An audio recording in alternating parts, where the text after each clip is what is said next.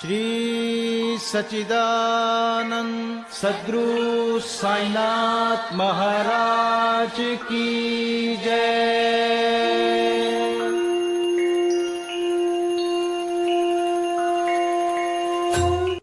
हमारा आज का ये एपिसोड नए साल के आगमन से कुछ घंटे पहले ही आप तक पहुंच रहा है। ऐसे में आप सबको नव वर्ष की बधाई देना तो बनता ही है। तो आप सभी को बधाई देते हुए मैं इतना ही कहूंगा कि चांद को चांदनी मुबारक हो, फूलों को ताजगी मुबारक हो और आप सभी को मेरी ओर से नया साल बहुत बहुत मुबारक हो। ईश्वर की कृपा आप पर बरसे और आप वो तमाम कार्य अपने पूरे कर पाए जो पिछले बरस छूट गए। नव वर्ष में आपको बहुत उन्नति मिले, कामयाबियां मिले और आपकी तमाम ख्वाहिशें पूरी हो, ऐसी हम कामना करते हैं। आप समृद्ध रहें, स्वस्थ रहें। ऐसी ही आज के दिन हम आपके लिए विशेष तौर पे बाबा से प्रेयर करते हैं। साईं ज्ञान गंगा के सभी एपिसोड्स को पसंद करने के लिए आपका दिल से आभार। आशा करते हैं कि साईं ज्ञान गंगा का ये नया वीडियो भी आपको अवश्य पसंद आएगा। पसंद आने पर आप वीडियो को लाइक कीजिएगा, ज्यादा से ज्यादा शेयर कीजिएगा और यदि आपने अभी तक हमारे चैनल को सब्सक्राइब नहीं किया है तो प्लीज अभी सब्सक्राइब कीजिएगा। श्री साईं अनंत है। वे एक चींटी से लेकर ब्रह्मांड पर्यंत सर्वभूतों में व्याप्त हैं। वेद और आत्मविज्ञान में पूर्ण पारंगत होने के कारण वे सद्गुरु कहलाने के सर्वथा योग्य हैं। चाहे कोई कितना ही विद्वान क्यों ना हो, परंतु यदि वो अपने शिष्य की जागृति कर उसे आत्म स्वरूप का दर्शन ना करा सके तो उसे सद्गुरु के नाम से कदापि संबोधित नहीं किया जा सकता। साधारणतः पिता केवल इस नश्वर शरीर का ही जन्मदाता है, परंतु सद्गुरु तो जन्म और मृत्यु दोनों से ही मुक्ति करा देने वाले हैं। अतः वे अन्य लोगों से अधिक दयावंत हैं। श्री साईं बाबा हमेशा कहा करते थे, मेरा भक्त चाहे 1000 कोस की दूरी पर ही क्यों ना हो, वो शिरडी को ऐसे खिंचा चला आता है जैसे धागे से बंधी हुई चिड़िया खिंचकर स्वयं ही आ जाती है। इस अध्याय में ऐसी ही 3 चिड़ियों का वर्णन है। सबसे पहले जिक्र लाला लक्ष्मी चंद का। ये महानुभाव मुंबई के श्री वेंकटेश्वर प्रेस में नौकरी करते थे। वहां से नौकरी छोड़कर वे रेलवे विभाग में आए और फिर वे Messrs Ralli Brothers and Company में मुंशी का कार्य करने लगे। सन 1910 में उनका श्री साईं बाबा से संपर्क हुआ। बड़े दिन यानी क्रिसमस से लगभग 1 या 2 मास पहले सांता क्रूज में उन्होंने स्वप्न में एक दाढ़ी वाले वृद्ध को देखा जो चारों ओर से भक्तों से घिरा हुआ खड़ा था। कुछ दिनों के पश्चात वे अपने मित्र श्री दत्तात्रेय मंजुनाथ बिजूर के यहाँ दास गणु का कीर्तन सुनने गए। दास गणु का ये नियम था कि वे कीर्तन करते समय श्रोताओं के सम्मुख श्री साईं बाबा का चित्र रख लिया करते थे। लक्ष्मी चंद को ये चित्र देखकर महान आश्चर्य हुआ, क्योंकि स्वप्न में उन्हें जिस वृद्ध के दर्शन हुए थे उनकी आकृति भी ठीक इस चित्र के अनुरूप ही थी। इससे वे इस निष्कर्ष पर पहुंचे कि स्वप्न में दर्शन देने वाले स्वयं शिरडी के श्री साईनाथ समर्थ के अतिरिक्त और कोई नहीं है। चित्र दर्शन, दास गणु का मधुर कीर्तन और उनके संत तुकाराम पर प्रवचन आदि का कुछ ऐसा प्रभाव लक्ष्मी चंद पर पड़ा कि उन्होंने शिरडी यात्रा का दृढ़ संकल्प कर लिया। जो सद्गुरु या अन्य किसी आध्यात्मिक ज्ञान की खोज में निकलता है उसकी ईश्वर सदैव ही सहायता करते हैं। उसी रात्रि को लगभग 8 बजे उनके एक मित्र शंकर राव ने उनका दरवाजा खटखटाया और पूछा कि क्या आप हमारे साथ शिरडी चलने को तैयार हैं। लक्ष्मी चंद के हर्ष का पारावार न रहा और उन्होंने तुरंत ही शिरडी चलने का निश्चय कर लिया। एक मारवाड़ी से 15 रुपए उधार लेकर तथा अन्य आवश्यक प्रबंध कर उन्होंने शिरडी को प्रस्थान कर दिया। रेलगाड़ी में उन्होंने अपने मित्र के साथ कुछ देर भजन भी किया। उसी डिब्बे में 4 यवन यात्री भी बैठे थे जो शिरडी के समीप ही अपने अपने घरों को लौट रहे थे। लक्ष्मी चंद ने उन लोगों से साईं बाबा के संबंध में कुछ पूछताछ की। तब उन लोगों ने बताया कि श्री साईं बाबा शिरडी में अनेक वर्षों से निवास कर रहे हैं और वे एक पहुंचे हुए संत हैं। जब वे कोपर गांव पहुंचे तो बाबा को भेंट देने के लिए कुछ अमरूद खरीदने का उन्होंने विचार किया। वे वहां के प्राकृतिक सौंदर्य में दृश्य देखने में कुछ ऐसे तल्लीन हुए कि उन्हें अमरूद खरीदने की सुध ही नहीं रही। परंतु जब वे शिरडी के समीप आए तो यकायक उन्हें अमरूद खरीदने की याद आ गई। इसी बीच उन्होंने देखा कि एक वृद्धा टोकरी में अमरूद लिए तांगे के पीछे पीछे दौड़ती चली आ रही है। ये देख उन्होंने तांगा रुकवाया और उनमें से कुछ बढ़िया अमरूद खरीद लिए। तब वो वृद्धा उनसे कहने लगी कि कृपा कर ये शेष अमरूद भी मेरी ओर से बाबा को भेंट कर देना। ये सुनकर तत्क्षण ही उन्हें विचार आया कि मैंने अमरूद खरीदने की जो इच्छा पहले की थी और जिसे मैं भूल गया था, उसी की इस वृद्धा ने पुनः स्मृति करा दी है। श्री साईं बाबा के प्रति उनकी भक्ति देख वे दोनों बड़े चकित हुए। लक्ष्मी चंद ने यह सोचकर कि हो सकता है कि स्वप्न में जिस वृद्ध के मैंने दर्शन किए थे, ये वृद्धा उन्हीं की कोई रिश्तेदार हो, आगे बढ़े। शिरडी के समीप पहुंचने पर उन्हें दूर से ही द्वारका माई में फहराती ध्वजाएं दिखने लगी, जिन्हें देख प्रणाम कर अपने हाथ में पूजन सामग्री लेकर वे द्वारका माई पहुंचे और बाबा का यथाविधि पूजन कर वे द्रवित हो गए।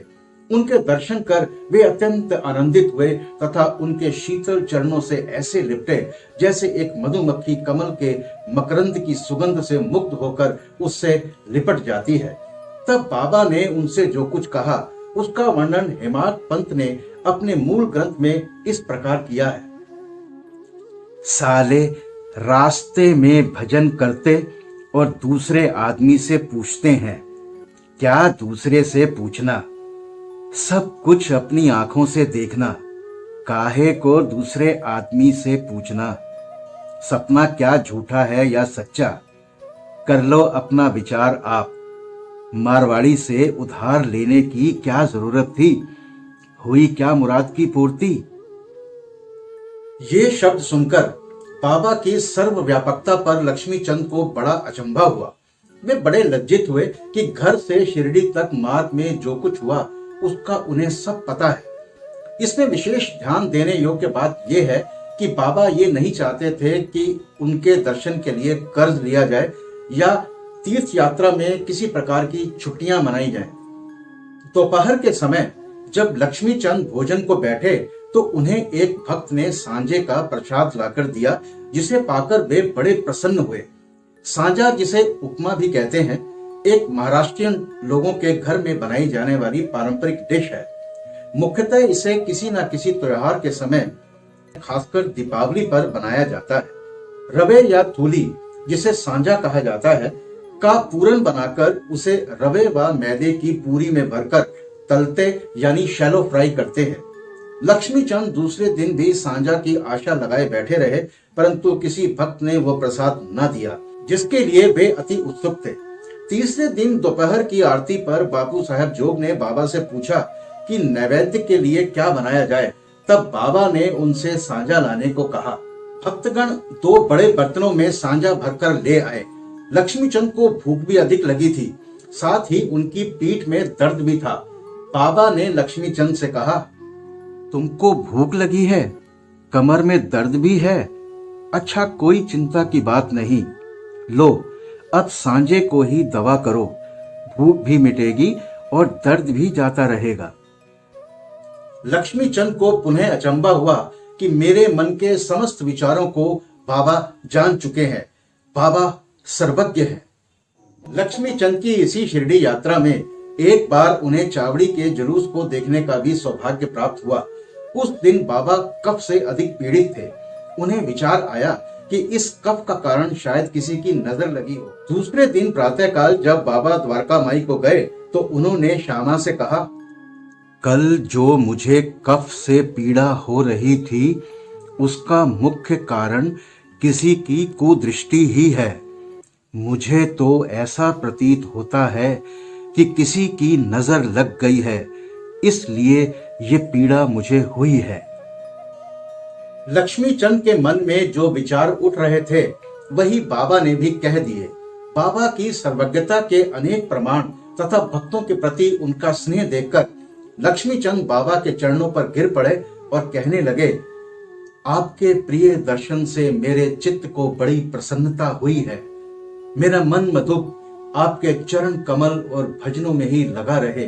आपके अतिरिक्त भी अन्य कोई ईश्वर है इसका मुझे ज्ञान नहीं। मुझ पर आप सदा दया और स्नेह करें और अपने चरणों के दीन दास की रक्षा कर उसका कल्याण करें। आपके भव भय नाशक चरणों का स्मरण करते हुए मेरा जीवन आनंद से व्यतीत हो जाए, ऐसी मेरी आपसे विनम्र प्रार्थना है। बाबा से आशीर्वाद तथा उदी लेकर वे मित्र के साथ प्रसन्न और संतुष्ट होकर मार्ग में उनकी कीर्ति का गुणगान करते हुए घर वापस लौट आए और सदैव उनके अनन्य भक्त बने रहे। शिरडी जाने वालों के हाथ वे जीवन पर्यंत उनको हार, कपूर और दक्षिणा भेजते रहे। अब बात दूसरी चिड़िया बुरहानपुर की एक महिला भक्त की।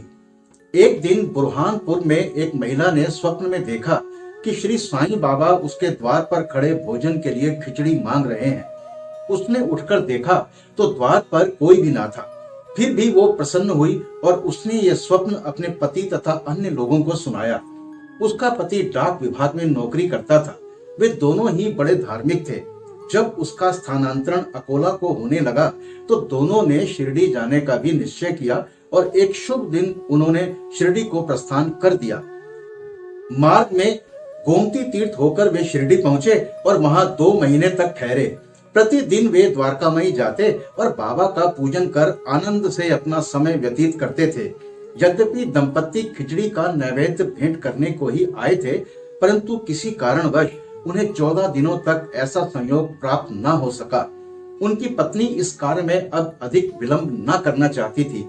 इसलिए जब 15वें दिन दोपहर के समय वो खिचड़ी लेकर द्वारका माई में पहुंची तो उसने देखा कि बाबा अन्य लोगों के साथ भोजन करने बैठ चुके हैं। पर्दा गिर चुका था, जिसके पश्चात किसी का साहस न था कि वो अंदर प्रवेश कर सके। परंतु वे एक क्षण भी प्रतीक्षा न कर सकी और हाथ से पर्दा हटाकर भीतर चली आई। बड़े आश्चर्य की बात थी कि उसने देखा कि बाबा की इच्छा उस दिन प्रथमतः खिचड़ी खाने की ही थी, जिसकी उन्हें आवश्यकता थी। जब वो थाली लेकर भीतर आई तो बाबा को बड़ा हर्ष हुआ और वे उसी में से खिचड़ी के ग्रास लेकर खाने लगे। बाबा की ऐसी उत्सुकता देख प्रत्येक को बड़ा आश्चर्य हुआ और जिन्होंने ये खिचड़ी की वार्ता सुनी उन्हें भक्तों के प्रति बाबा का असाधारण स्नेह देखकर बहुत प्रसन्नता हुई।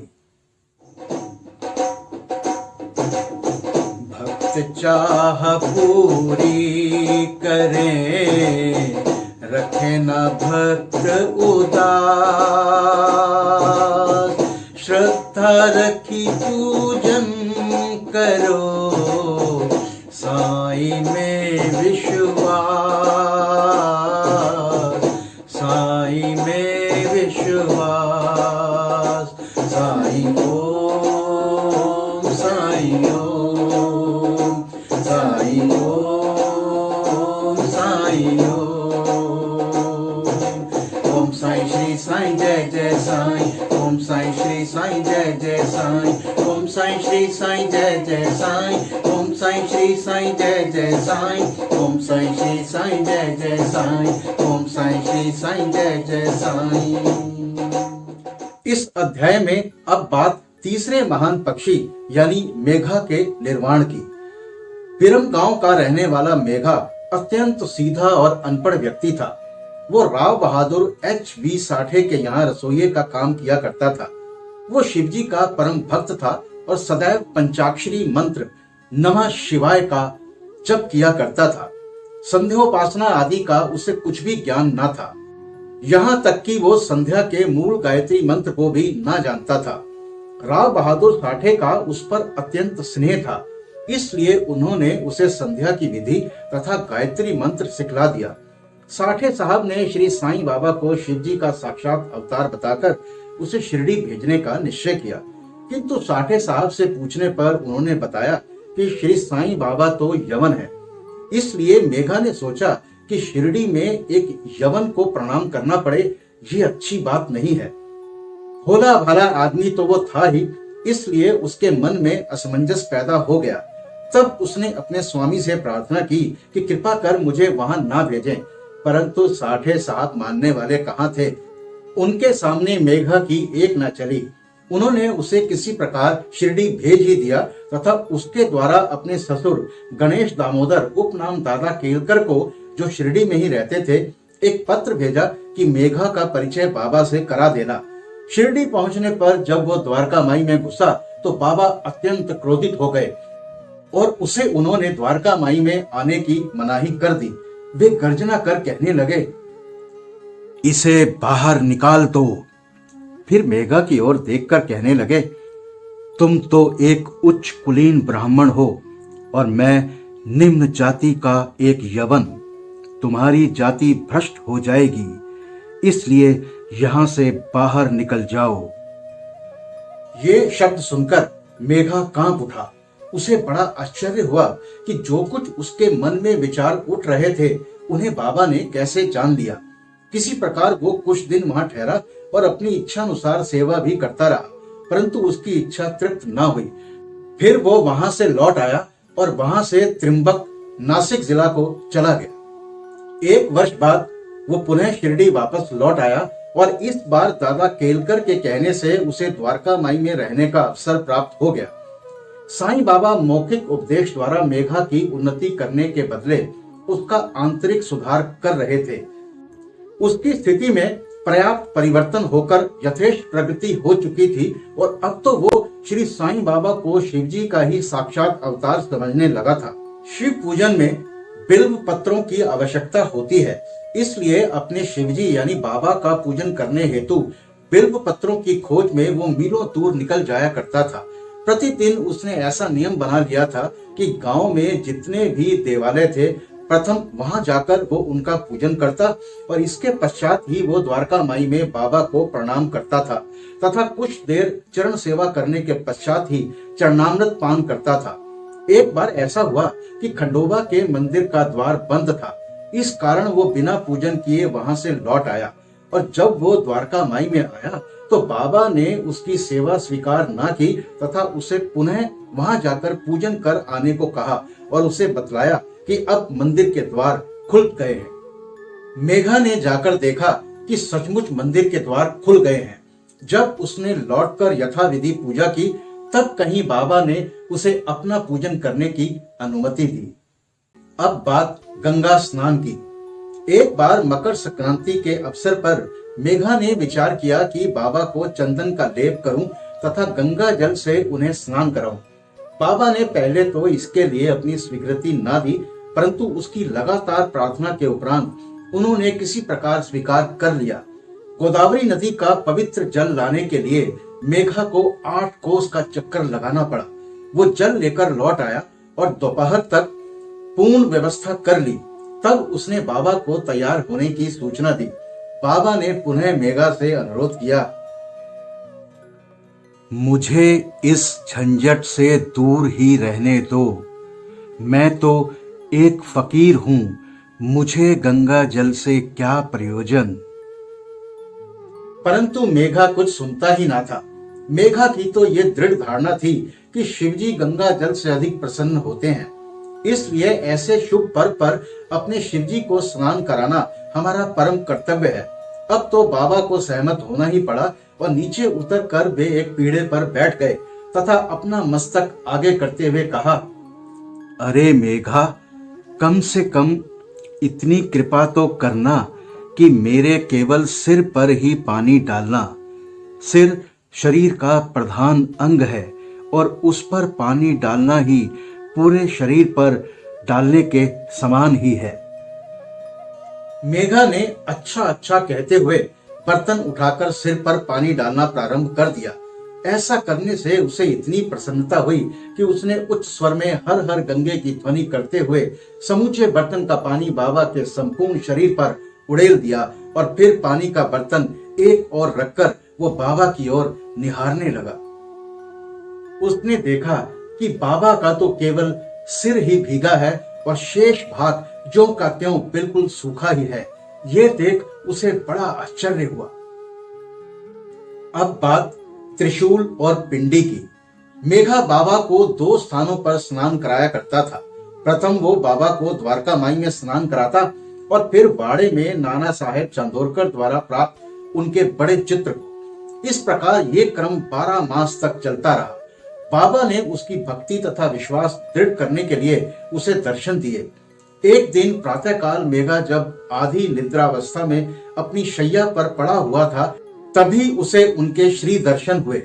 बाबा ने उसे जागृत जानकर अक्षत फेंके और कहा कि मेघा, मुझे त्रिशूल लगाओ। इतना कहकर वे अदृश्य हो गए। उनके शब्द सुनकर उसने उत्सुकता से अपनी आंखें खोली, परंतु देखा कि वहां कोई नहीं है, केवल अक्षत ही यहाँ वहां बिखरे पड़े थे। तब वो उठकर बाबा के पास गया और उन्हें अपना स्वप्न सुनाने के पश्चात उसने उन्हें त्रिशूल लगाने की आज्ञा मांगी। बाबा ने कहा, क्या तुमने मेरे शब्द नहीं सुने कि मुझे त्रिशूल लगाओ? वो कोई स्वप्न तो नहीं, वरन मेरी प्रत्यक्ष आज्ञा थी। मेरे शब्द सदैव अर्थपूर्ण होते हैं, थोथे पोचे नहीं। मेघा कहने लगा कि आपने दया कर मुझे निद्रा से तो जागृत कर दिया है, परंतु सभी द्वार पूर्ववत ही बंद देखकर मैं मूढ़मति भ्रमित हो उठा हूं कि कहीं स्वप्न तो नहीं देख रहा था। बाबा ने मेघा से कहा, मुझे प्रवेश करने के लिए किसी विशेष द्वार की आवश्यकता नहीं है। ना मेरा कोई रूप ही है और ना ही कोई अंत। मैं सदैव सर्वभूतों में व्याप्त हूँ। जो मुझ पर विश्वास रखकर सतत मेरा ही चिंतन करता है, उसके सब कार्य मैं स्वयं ही करता हूँ और अंत में उसे श्रेष्ठ गति देता हूँ। मेघा बाड़े को लौट आया और बाबा के चित्र के समीप ही दीवार पर एक लाल त्रिशूल खींच दिया। दूसरे दिन एक रामदासी भक्त पुणे से आया। उसने बाबा को प्रणाम कर शंकर की एक पिंडी भेंट की। उसी समय मेघा भी वहां पहुंचे। तब बाबा उनसे कहने लगे, मेघा, देखो शंकर भोले आ गए हैं, अब उन्हें संभालो। मेघा ने पिंडी पर त्रिशूल लगा देखा तो उसे महान आश्चर्य हुआ। वो वाड़े में आया। इस समय काका साहेब दीक्षित स्नान के पश्चात सिर पर तौलिया डाले साईं नाम का जप कर रहे थे। तभी उन्होंने ध्यान में एक पिंडी देखी जिससे उन्हें कौतूहल सा हो रहा था। उन्होंने सामने से मेघा को आते देखा। मेघा ने बाबा द्वारा प्रदत्त वो पिंडी काका साहेब दीक्षित को दिखाई। पिंडी ठीक वैसी ही थी जैसी कि उन्होंने कुछ घड़ी पूर्व ध्यान में देखी थी। कुछ दिनों में जब त्रिशूल का खींचना पूर्ण हो गया तो बाबा ने बड़े चित्र के पास ही, जिसका मेघा नित्य पूजन करता था, उस पिंडी की स्थापना कर दी। मेघा को शिव पूजन से बड़ा प्रेम था। त्रिपुंड खींचने का अवसर देकर तथा पिंडी की स्थापना कर बाबा ने उसका विश्वास दृढ़ कर दिया। इस प्रकार कई वर्षों तक लगातार दोपहर और संध्या को नियमित आरती तथा पूजा कर सन 1912 में मेघा परलोकवासी हो गया। बाबा ने उसके मृत शरीर पर अपना हाथ फेरते हुए कहा, ये मेरा सच्चा भक्त था।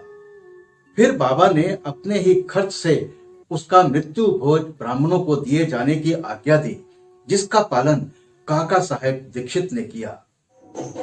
गंगा जल स्नान करे, लीला प्रगट कराए, मेघा चाहत पूर्ण करे, साईं दीन दिखाए, साईं दीन दिखाए,